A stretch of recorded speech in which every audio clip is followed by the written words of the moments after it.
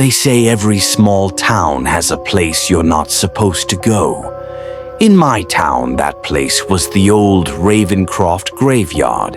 It wasn't just abandoned, it was cursed, or so the stories went. Grown-ups would warn us about it in hushed tones, while kids dared each other to jump the rusted gates at night. But no matter how brave we thought we were, most of us never actually set foot inside. The ones who did changed afterward. Some claimed to hear whispers carried through the trees. Others swore they saw pale figures watching from the cracked tombstones.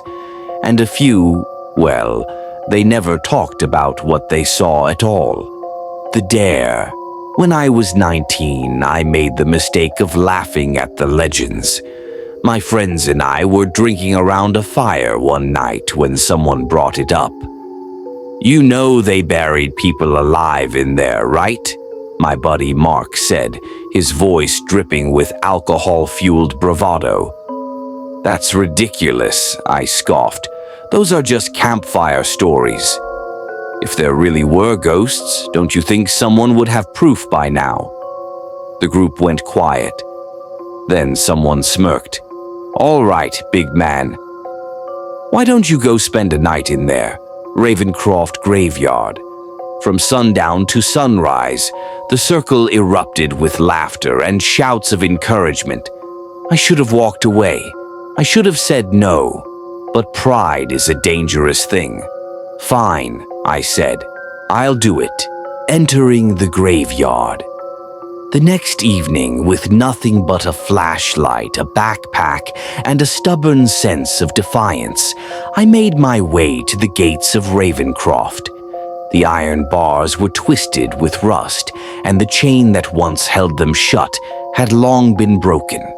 The second I stepped inside, the air grew heavier. The sounds of crickets and distant cars faded, replaced by a strange silence that pressed against my ears.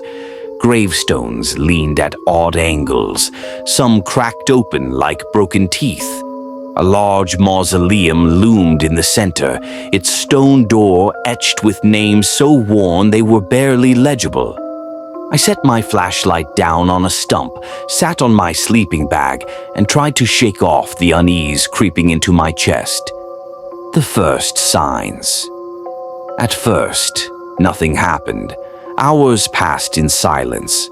I almost convinced myself the stories were just that, stories.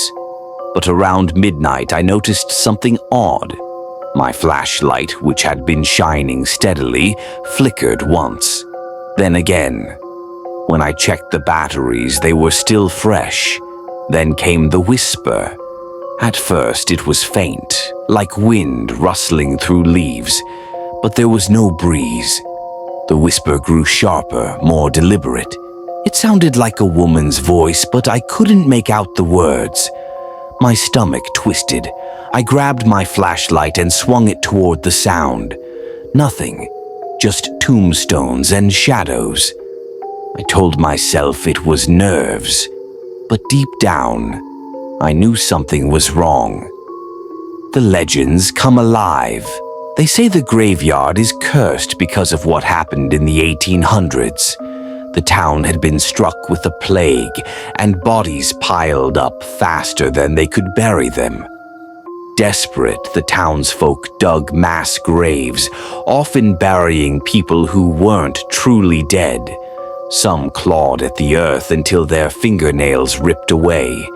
Some screamed so loud they bled from their throats before suffocating in the dirt.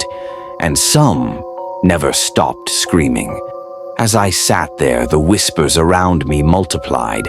Now it wasn't just one voice, it was many. Low, anguished, begging. My flashlight beam trembled as I turned in circles, but no matter where I looked, the whispers seemed to come from everywhere at once. Then, from the corner of my eye, I saw movement. A shadow darted between the graves. The child by the mausoleum.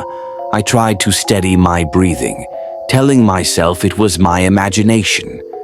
But when I turned toward the mausoleum, my blood froze. A child stood there. She couldn't have been older than 8.